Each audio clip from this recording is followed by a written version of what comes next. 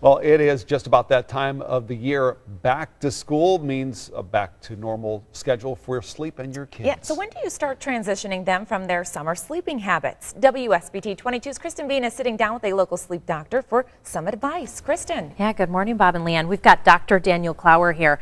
He's from the TMJ Sleep Therapy Center here in Granger, Mishawaka. Thank you so much for joining us, Dr. Clower. Thanks for having me. We solicited questions from our viewers, parents just like Bob, Leanne, and I, wondering how the heck do we do this sleep schedule thing now that it's back to school. So question one, my kid is about to go into kindergarten. What time should she be going to bed?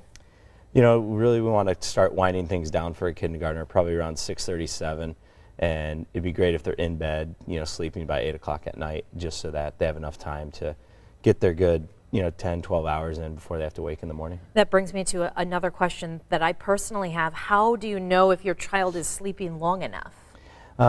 It's always nice to, every time you're in with your pediatrician, just to discuss sleep habits, because they're very well versed in that and they'll know what's normal, what's abnormal.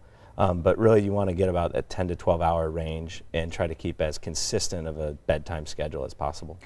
What about teens? Our next viewer asks, how do I balance homework and sleep for my teenager? Yeah, the demands of homework are tough, and so a lot of teenagers might be doing after-school activities. They have dinner, and then they're doing homework till 10, 11, 12 o'clock at night. And so the best thing is try to be super efficient with their schedule and try to get them to shut it down or be done doing homework at a time every evening that gives them adequate time to get to sleep by 11 o'clock at night, I guess, for a teenager. Another teenage-related question, or even maybe younger. What are some of the rules when it comes to sleeping and technology? This is a big problem. Yeah, we're all addicted to our technology pieces.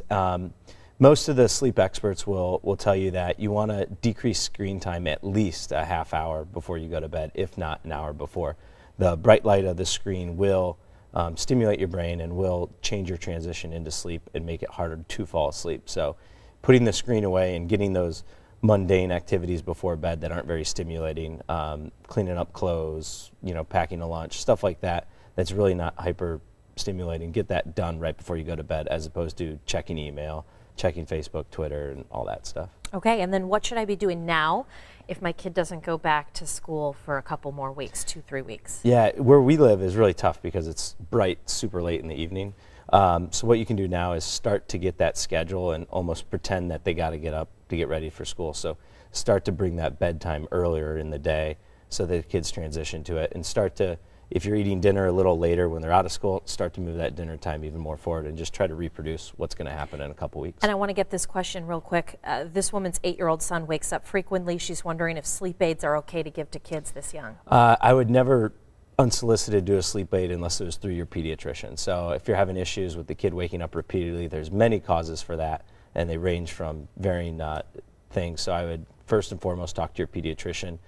Keep a good sleep dialogue, sleep diary for them, so you can give that to the pediatrician, and they could advise you what's best. All right, good advice. Dr. David Clower from TMJ Sleep Therapy Center. We really appreciate you joining us this morning. Thanks for having me.